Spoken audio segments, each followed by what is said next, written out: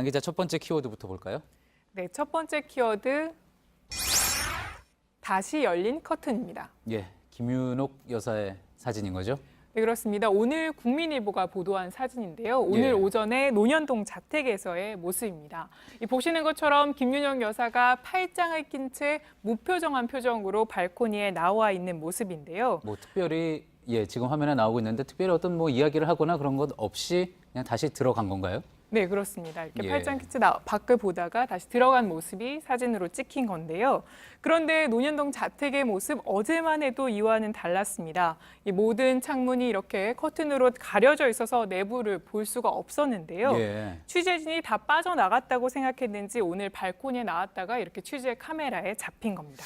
그렇군요. 아, 저렇게 중요한 사건이 있을 때마다 이제 저는 한 장의 사진 많이 화제가 되곤 하는데, 자, 뭐 뉴스에 관심이 되는 사람들은 뭐 카메라를 피한다고 해도 결국은 또 모습이 이렇게 많이 잡히고 그러지 않습니까? 가장 또 최근에 떠오르는 부분이 우병우 전 수석 사진이었던 것 같습니다. 네, 맞습니다. 바로 뒤로 사진이 나올 텐데요. 지난 2016년도에 찍힌 사진이었습니다. 예. 이 검찰의 조사를 받고 있는 우 전 수석이 보시는 것처럼 팔짱을 낀 채 웃는 모습이 카메라에 찍히면서 논란이 됐습니다. 예. 이 당시에 이 겁먹은 검찰이라는 뜻의 겁찰, 또 갑질하는 우병우라는 뜻의 우가부라는 말까지 나오기도 했는데요.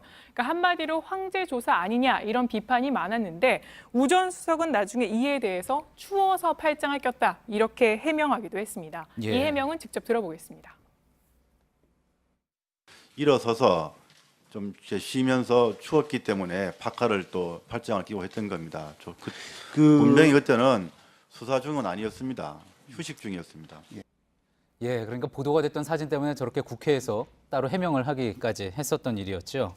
자, 저 사건 뒤로는 검찰이 이제 조사실 커튼을 뭐 특별한 사람이 조사를 받고 있을 때 조사실 커튼을 다 내린다고 들었습니다. 네, 맞습니다. 저 사진에 보도된 다음 날 보시면 우 전 수석이 조사를 받던 이 조사실의 창문이 아예 종이로 막혀 있었습니다. 예. 또 그젯밤 이명박 전 대통령의 조사 때도 해당 조사실의 창문은 빛도 새어나오지 않게 아예 차단됐습니다. 앞으로 이런 식의 사진 특종은 나오기가 힘들겠군요. 네, 점점 더 어려운 구조로 되는 겁니다. 예. 그런데 이 커튼하면 또 생각나는 사람이 바로 전두환 씨인데요. 예. 지난 1996년에 당시 내란 등의 혐의로 구속됐던 전두환 씨가 이 구속에 반대하면서 단식 투쟁을 하다가 이 건강 악화로 이 병원에 이송된 적이 있었습니다. 예, 상당히 또 역사적으로 의미가 있었던 그런 사진이었죠. 네, 당시 중앙일보가 보도했던 사진이기도 한데요. 이 커튼을 모두 막고 있다가 6일 만에 커튼을 걷고 밖을 내다본 사진이 바로 카메라에 찍혔던 겁니다.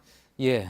자, 이제 저희가 김윤옥 여사의 사진 이야기하고 있었는데, 김윤옥 여사 본인도 저희가 앞서 보도해드렸듯이 여러 가지 몇 가지 의혹이 이제 중심에 서 있죠. 네, 그래서 이 조사를 받을 가능성도 제기가 되고 있는 건데요. 예. 김윤옥 여사의 경우에는 이팔성 전 우리금융지주 회장이 이명박 전 대통령 측에 전달한 22억 5천만 원 가운데 5억 원을 받았다는 의혹을 먼저 받고 있습니다. 예. 여기에다가 김희중 전 청와대 제1부속실장을 통해서 국정원 특수활동비 10만 달러를 전달받은 의혹도 받고 있는데요.